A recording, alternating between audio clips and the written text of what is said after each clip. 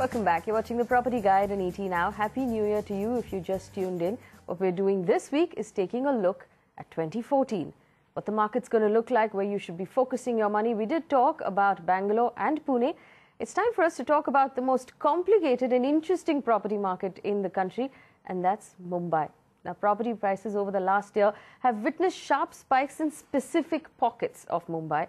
And I want to find out from our guests where we should be focusing on both as investors and as end users in the city of Mumbai. Sanjay, Mumbai. The maximum upside will be from east, whether it is Vikhroli, whether it is Mulund, whether it is Bhandup, vis-a-vis Bandra and Goregaon, or whether it is Worli versus Sivri. Same concept would follow. And then, of course, if you go further to Thana district, really it's a new opportunity where suburban outer peripheral markets, whether it's Vasai and Virar on the western, or Dombivli and Kalyan on the central, or indeed harbour side, Panvel, Uran, and many other micro markets, including Kalamboli, Taloja, and neighboring opportunities that are available.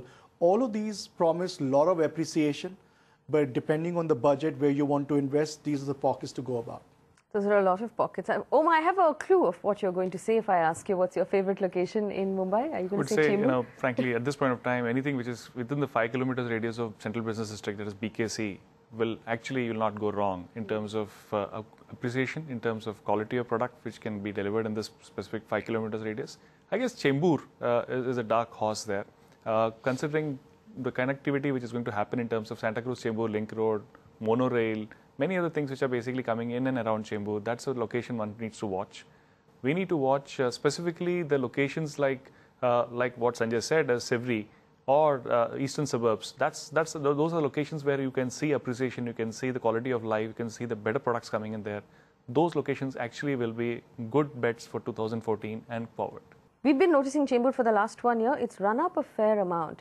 Now, for those of our viewers who still want to invest, who can't afford Chembur because of where the prices are right now, give them one other option, a darker horse perhaps that you've noticed that you can share with us. Well, I would say anything which is in terms of closer to Chembur, that can be Tilak Nagar, that can be specifically Kanjumarg. These are the 2 other locations one can look at, considering again proximity to Chembur.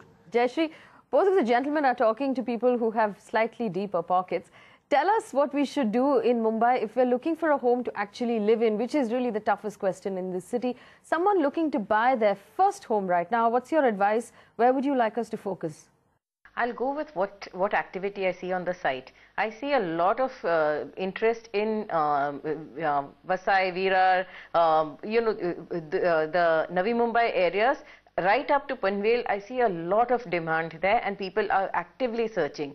They're looking for properties, and I think whoever finds it is investing there. I think these are all largely driven by end users, either present end users or maybe 5 years down the line.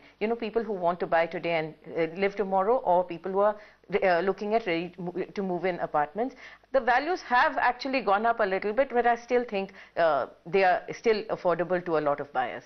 All right, still affordable to a lot of buyers. Now, before we move on, here's a list of carefully curated projects, keeping in mind location, quality of the builder and its track record, and of course, the kind of appreciation you'll get in the future. We've got all of our experts to put their heads together and draw up this list of projects in Mumbai right now that you'll find interesting. Take a look. Here's a list of impressive developments in Mumbai for someone who's looking to invest. Sunstone by Hubtown in Bandra, Zion by the Ajmera Group in Vidala, RNA Continental in Chembur, Hillcrest by Mayfair Housing, and Vicenza Regency by the HPA Spaces in Vikhroli. Celestia and Aurum Grande by the Lodha Group, Crest by Kalpatru in Bhandup, Acme Ozone and Lodha Splendora in Thane, Arihantan Mall in Badlapur, Good Morning by Mega Fortune Developers and India Bulls Green in Panvel, Titanium Paradise and Belaine Residency in Taloja, and finally the Acropolis by the Bhumi Group and Parksville by the Ekta Group in Virar. All right, so that was a list of projects in Mumbai. Let's quickly move on to Hyderabad, a real estate market that seems to have been beaten up the most in the last couple of years. Do you see Hyderabad turning around in the new year? If yes, as an investor, should I be focusing on Hyderabad? So I doubt whether Hyderabad will turn around in next 6 months. In 1 year, okay. So it won't. But it's right now the most undervalued market. So definitely if you are a medium-term to long-term investor, which means 3 to 5 years or beyond, the multiples that you will get, you will not get in any other city. So if you were to invest in Banjara Hills, Jubilee Hill, right up to Gachibowli, High-Tech City, all are very good location for you to go about and invest. I think they're considerably undervalued in my opinion. If you were to pick a location in Hyderabad? I would say Miapur would be a location which one can look at. Miapur again seems to be on the Bombay-Hyderabad highway. A lot more activity happening in and around the Miapur area. Even the locations what Sanjay mentioned are again fairly undervalued. And any location you pick up, primarily Gachibowli, it can basically give you multiple returns. Number of times you can't believe it. Well, Jeshu, I have another very quick question for you. We talked about Mumbai and we talked about Hyderabad. Now, you've been looking at the housing sentiment index that you're working on right now with IIM Bangalore. Look at 2014 for us from the point of view of sentiment and give us some advice for those of us who are sitting on the fence right now, wondering if prices are going to come down even further, giving us an opportunity. Is it time to get off the fence? The prices are the lowest right now. I don't see them, if they haven't risen in cities like Mumbai and Delhi, if they haven't risen at all in the last 1 to 1.5 years, that itself is a big deal, because that means that the values are actually stabilizing. And I think this is a good time to buy. And consumers have indicated, when I surveyed them about 3 months ago, they wanted to wait for 3 to 9 months to buy their properties. They also knew that the elections would be, soon after the elections, the markets would pick up.